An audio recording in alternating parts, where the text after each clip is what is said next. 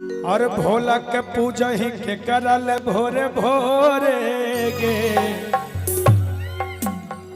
और जो ई बतिया अगर हमें कहिए तब कैसा लगता है ना, है ना? है ना? आइए अब तनिष तो ही सोचियो भैया, इतना सुंदर जो मेहरारू अगर मिल जाए तो हमें तो एकदम धन्य हो जी, है ना? अरे भोला के पूजा ही के करल भोरे भोरे गे। अरे भोला के पूजा ही के करल भोरे भोरे गे। कि छोड़ा सीम जी से मंगाहिया तोरे रे। हे भोला बाबा, जो मनोकामना पूरा कर दो तो तुरंत रोज सोमवार कल हम जल चढ़े सब तो सावन में चढ़ावे हम हर सोमवार के चढ़े, है ना? तनी यही बात कह। अरे भोला के पूजा ही के करा ले भोरे गे।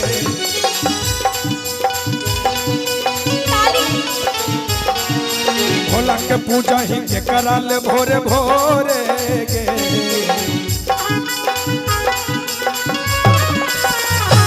कि छोड़ा सीम जी से मंगाहिया तोरे रे। छोड़ा सीम जी से मंगाहिया तोरे रे।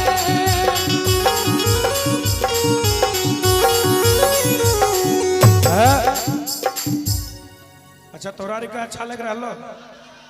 अच्छा तोरार के चाह हो कि हमार मनोकामना पूरा होबे कि ना होबे? चाह हो ना? ऐसा नहीं मानबो हम तबे मानबे। अच्छा तो बोलो तो, अच्छा तो हमार सपोर्ट में हो कि नहीं? चाहो उनके एकदम सपना पूरा हो जाए। एक बार दोनों हाथ उठा, हाथ दोनों हाथ ऊपर उठ के उठाइए। ये रंग के ये गो है नहीं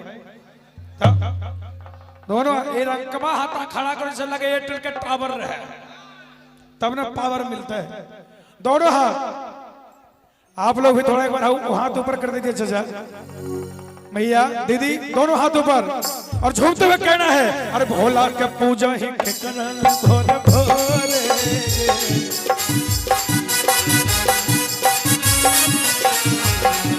भोला के पूजा ही के करल भोरे भोरे। कि छोड़ा सीम जी से मंगाहिया तोरे रे। छोड़ा सीम जी से मंगाहिया तोरे रे। हर हर महादेव।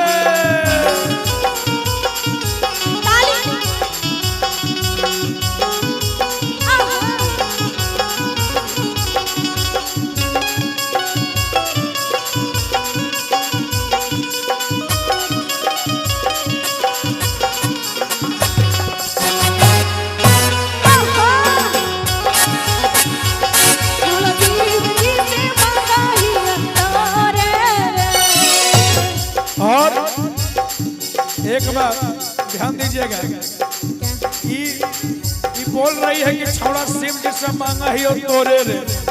लेकिन एक बात हमहू कह चाहे, जब ऐसा बात है तब भोले बाबा का नाम है भोले भंडारी। उनकर भंडार में कभी कोई चीज का दिक्कत में होवे छे, इसे जान लीजिए। सोचल तोर सपना पूरा करतौ महादेव गे। माने माने मान लियो तोरा पति देव रे। सोचल तोर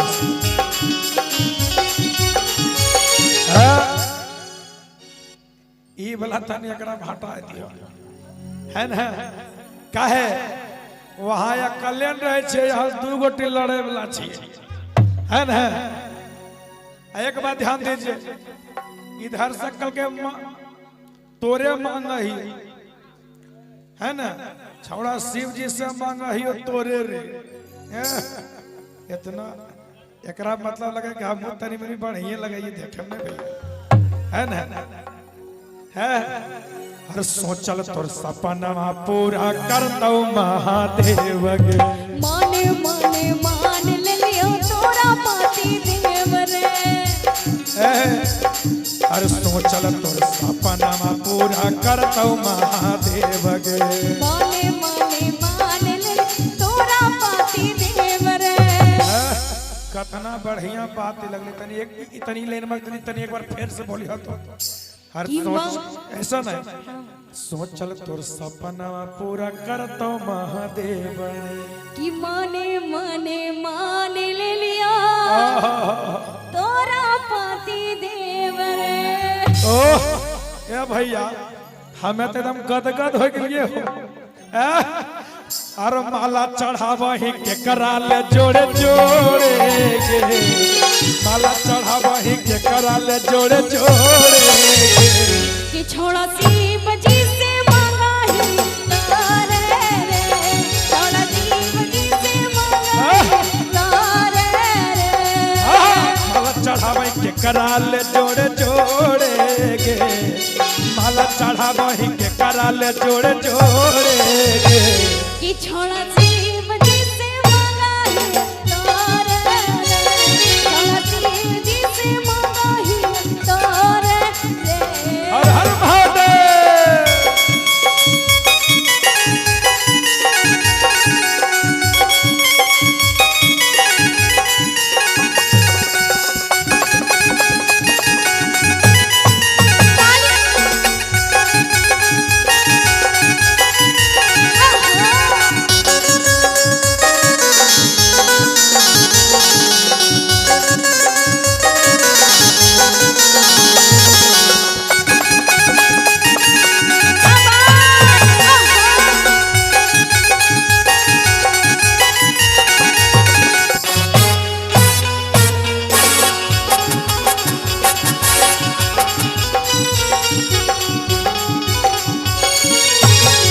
और इतने नहीं और की कहे छे मेरा सुन लीजिए क्या नहीं क्या गाड़ी गाड़ी जाए रे गाड़ी गाड़ी जाए गाड़ी गाड़ी जाए रे गाड़ी गाड़ी जाए मैया रानी की सूरत यहाँ दिल में गाड़ी गाड़ी जाए मैया रानी की सूरत यहाँ दिल में गाड़ी गाड़ी जाए लाड़ी लाड़ी जाए रे लाड़ी लाड़ी जाए लाड़ी लाड़ी जाए रे लाड़ी लाड़ी जाए मैया रानी से नजरिया हमर लाड़ी लाड़ी जाए मैया रानी से नजरिया हमर लाड़ी लाड़ी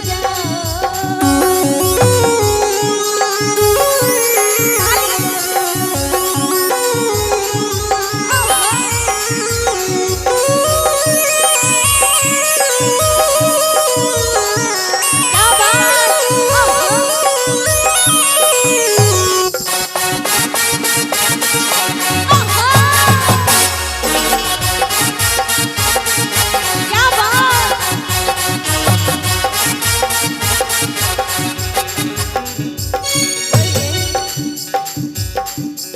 और कितने सुंदर गीत गा रही है और गाड़ी गाड़ी जाए रे और गाड़ी गाड़ी जाए और गाड़ी गाड़ी जाए रे और गाड़ी गाड़ी जाए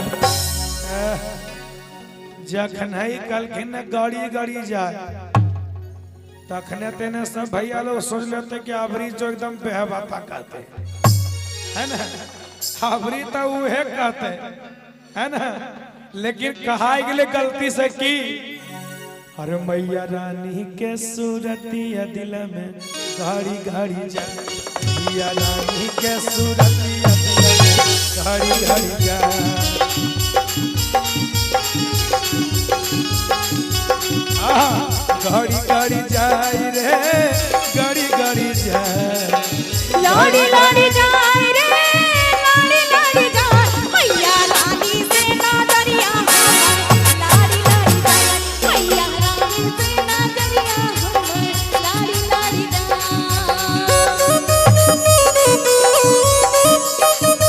क्या बात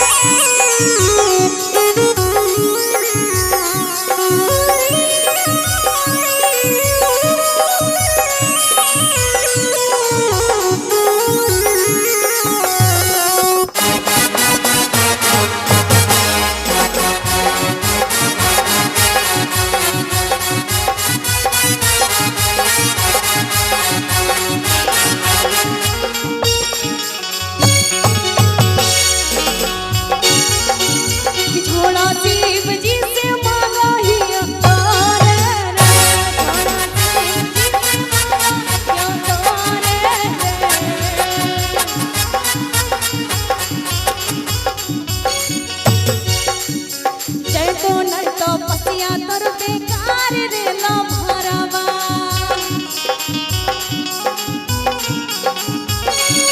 शादी करके हम ही आई छोड़ा तोरा घरवा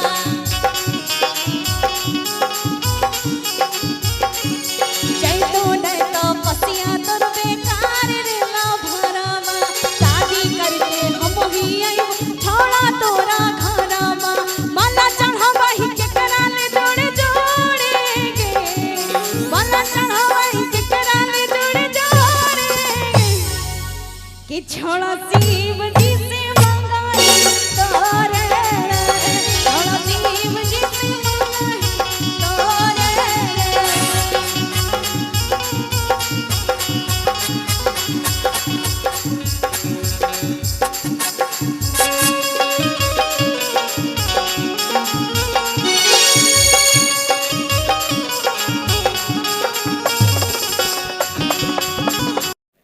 हमारी जो मैया है, हमारी जो बहना है, उसे सबसे ज्यादा पसंद क्या है? वो अपने पति से कुछ नहीं मांगती है।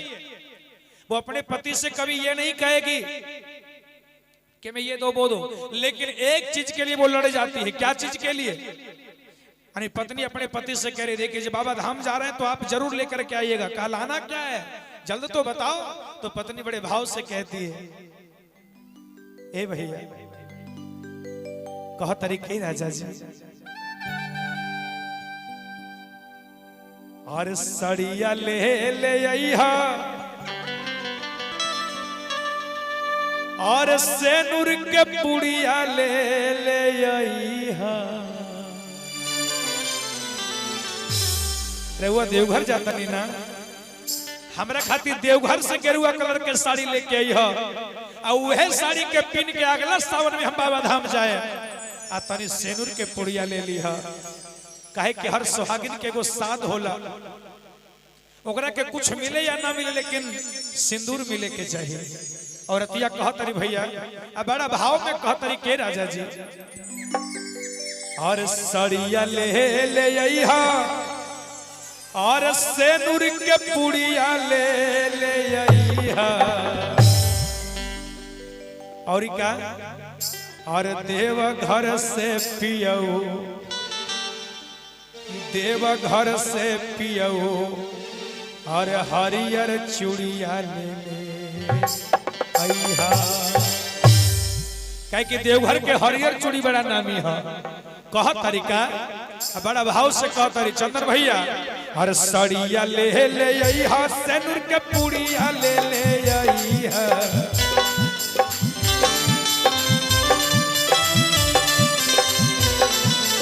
सड़िया ले ले आइहा सेनुर के पुड़िया ले ले आइहा।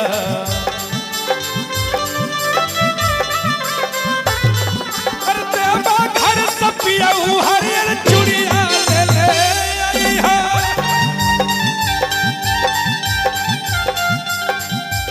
देवा घर से पियऊ हरियर चूड़िया ले ले आइहा।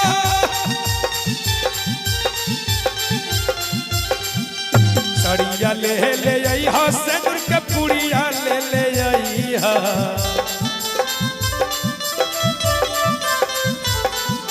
सड़िया ले ले आइहा सेनुर के पुड़िया ले ले आइहा। देवा घर से पियऊ हरियर चूड़िया ले ले आइहा। हर हर महादेव।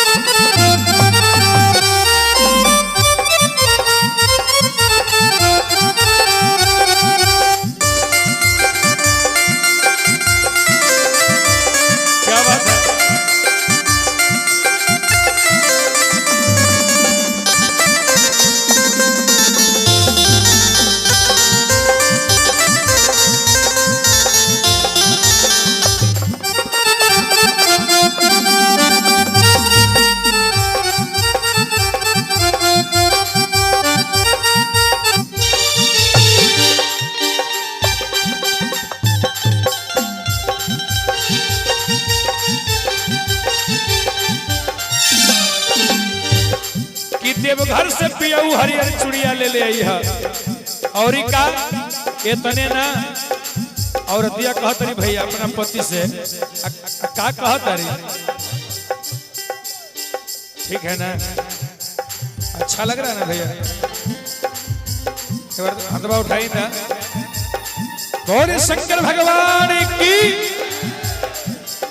कहत रही कितने ना और ही कुछ ले ले आई है, का ले ले आई है, टीका वाटी कोलिया ले ले आई है, काना वालिया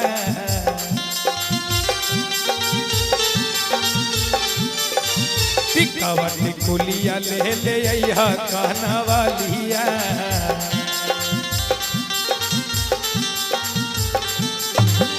ए जी भूलिया न राजा हमर पाँव के पयलिया,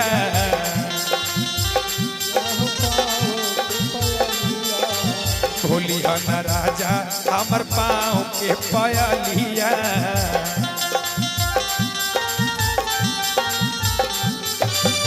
और का देखा और गेरुआ रंग बांध के मोटरिया ले ले आई है,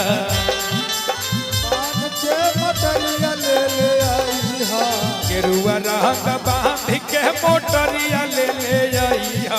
अरे देवा घर से पियाऊ हरियर चूड़िया ले ले आई है,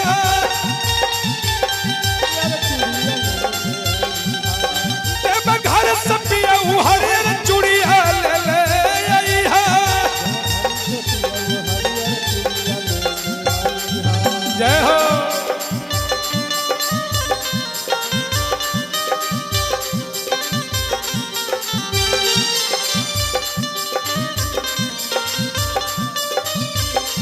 ड्राइवर सजनावा धीरे धीरे धीरे धीरे धीरे धीरे देवा घर जाइया हो, ड्राइवर सजनावा धीरे धीरे गाड़ी तू चलाइया हो, ड्राइवर सजना अरे गाड़ी लेके बढ़ी से जाइया हो, ड्राइवर सजना गाड़ी लेके बढ़ी यहाँ से जाइया हो, और ड्राइवर सजनावा धीरे धीरे धीरे धीरे धीरे धीरे देवा घर जाइया हो, और ड्राइवर सजनावा धीरे धीरे देवा घर जाइया हो, और ड्राइवर सजनावा।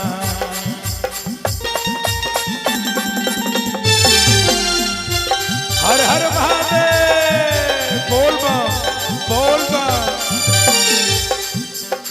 अच्छा देवघर लोग जब जाते तो एक नारा देते हैं ना, और वो नारा कौन सा होता है? जो लोग देवघर जाते हैं सुल्तानगंज से जल उठाते हैं वो एक ही नारा लगाते हैं, और कौन सा नारा लगाते हैं?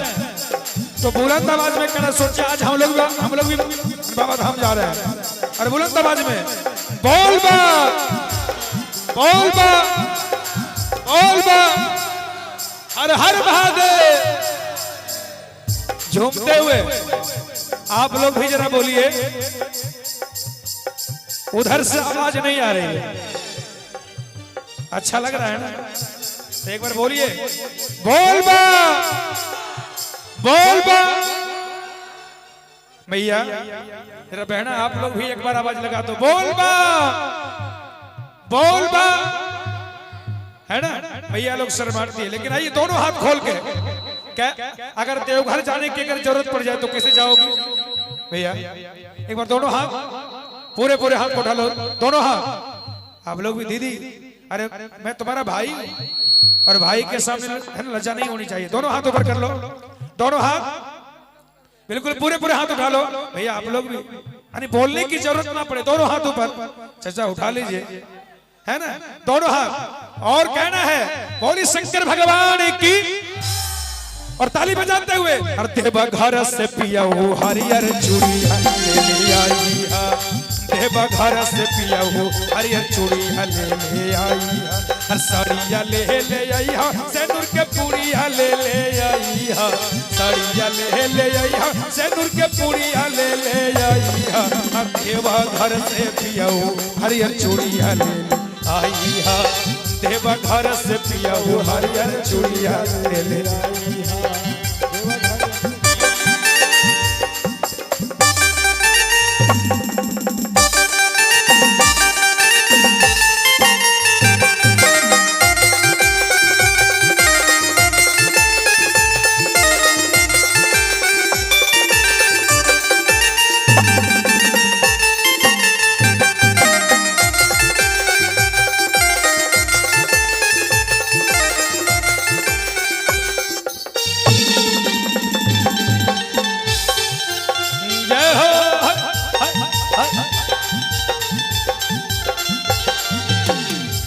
और श्रेयांश बाबू की तरफ से भी बहुत बहुत प्रेम छावर 100 रुपए का। बोली शंकर भगवान की जय हो। और कहना है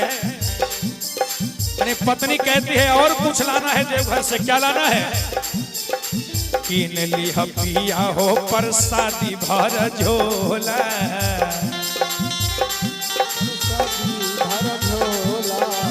कीन ली पिया हो प्रसादी भर झोला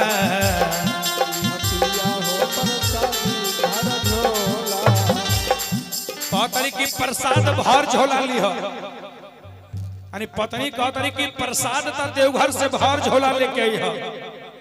तो उनकर पति देव भी बड़ा मुडियल रहले, वो कहले कि चिंता काहे करत हो, अरे एक मन चूड़ा और एक मन हम पेड़ा ले ले तो हो जाई ना।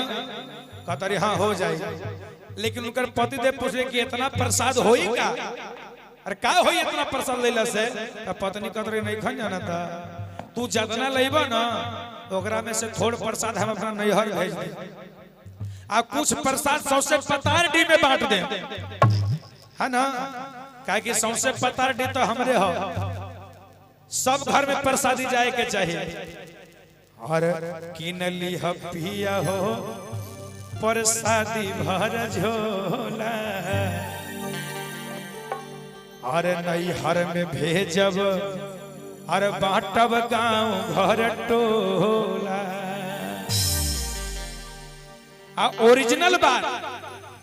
ओरिजिनल बात अपना लहुरा देवर से कहतरी, का कहतरी?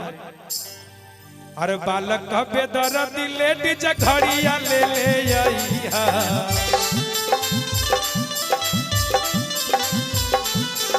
बालक बेदर्दी लेडीज घड़िया ले अइहा देवा घर से पियऊ हरियर चूड़िया ले अइहा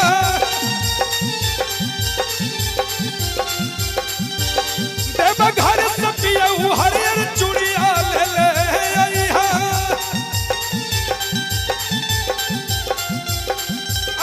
देवा घर से पियऊ हरियर चूड़िया ले अइहा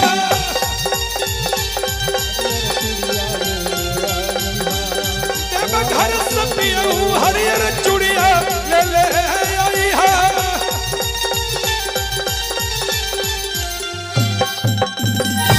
गौरी शंकर भगवान की। मैया पार्वती जब भगवान शंकर के घर गई, देखा जाए तो एक दिन जब मैया पार्वती अपनी मैके आई तो उनकी मैया यानी महारानी मैना देवी पार्वती से पूछती है कि रे बेटी तू ससुराल से आई है, बताओ ससुराल का समाचार। जो हमारा जो जमाता है, हमारा जो दामाद है वो अच्छे से तुम्हें मानता है ना? तो मैया पार्वती कहती है कि रे माई कतना कहीं अपना दिल के बात कैसे सुनाई, सोना ना। हाँ अरे हमरो के माई पार्वती कहतरी के माई अरे हमरो के नैहरे में रखल अरे हमरो के नैहरे में अरे रखलिए हमारा नहीं मैना कहतरी के बेटी काहे सन कहतरो कहतरी माई सुनना अरे भांग पी के भोला रोज घरे ले डारा पी के भोला रोजे कर ले डरामा।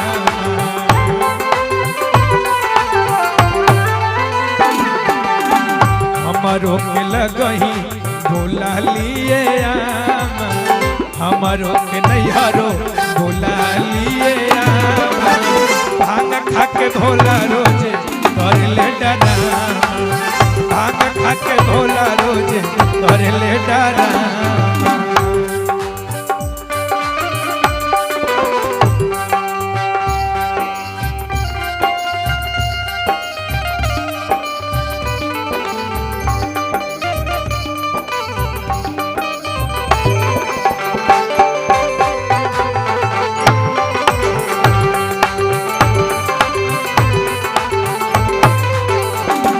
और घनश्याम यादव जी की तरफ से बहुत बहुत प्रेम निछावर। बोली शंकर भगवान की। देखिए कितना नीमन धुन बजौले बड़े हमर भैया। लेकिन माई पार्वती कहतरी कि रे माई हमारो के नैहरे में रखल आमा, हमारो के नैहरे में रखलिए आमा। भांग पी के भोला रोजे करे ले डरामा, भांग पी के भोला रोज करे ले डरामा।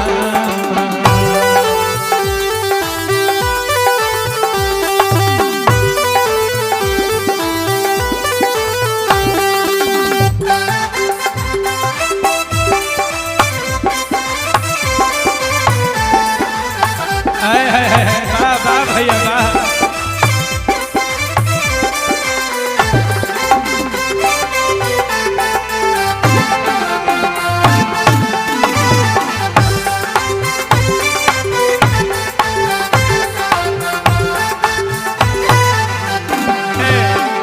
पार्वती भैया कतना नीमन धुन रहे आ का बजौले बाड़े।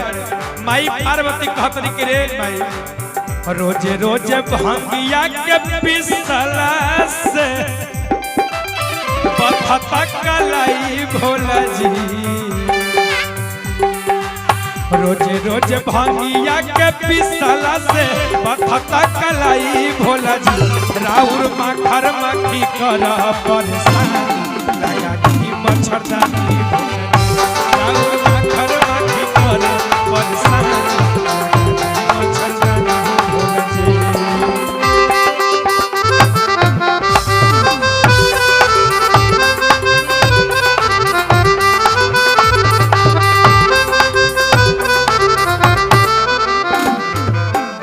माई पार्वती कहतरी कि रे माई कतना ले कही अपना दिल के बात। मक्खन मलाई उनका मन नहीं भावेला, भांगावा के मक्खन मलाई हमारा हो ए सखी। मक्खन मलाई हमारा मक्खन मलाई भोला निक नहीं लागेला। हर घड़ी हमारा से भांग पिसवावेला।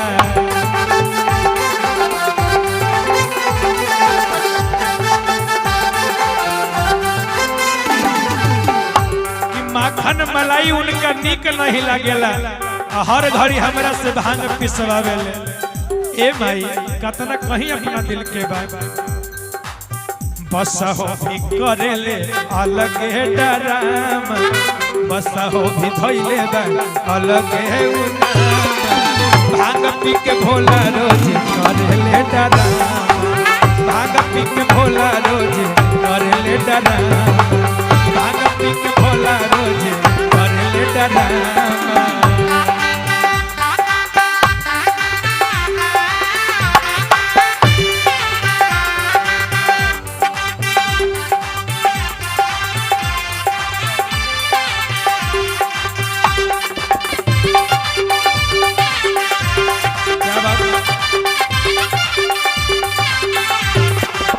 ओए भोला ओए भोला ओए भोला सुन लियो यार जी हमार नजरिया बंद करके। ओए भोला सुन लियो यार जी हमार नजरिया बंद करके। कि मैं तो लाई हूँ भर गगरिया जलवा भर के। मैं तो लाई हूँ तेरे लिए हा गगरिया जला ओए बाबा ओए भोला ओए भोला ओए बाबा सुन लियो ये जी हमार नजरिया ओए बाबा सुन लियो ये जी हमार नजरिया बंद करके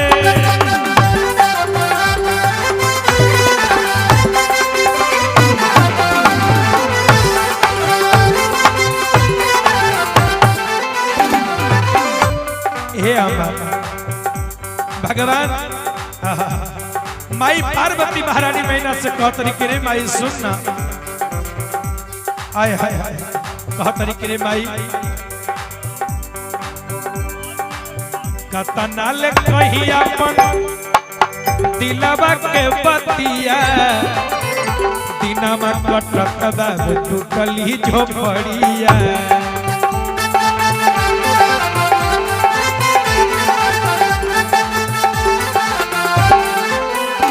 कहतर के रे माई कतना ले कही माई दिलवा के बतिया दिना कटत कहली झोपड़िया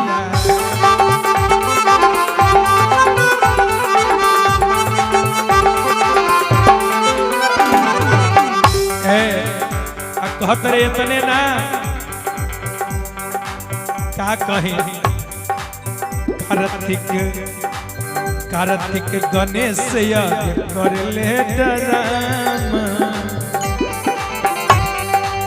कार्तिक गणेश हमर कहल नहीं भांग पी के भोला रोज कर ले डराम भांग पी के भोला रोज कर ले डराम भांग पी के भोला रोज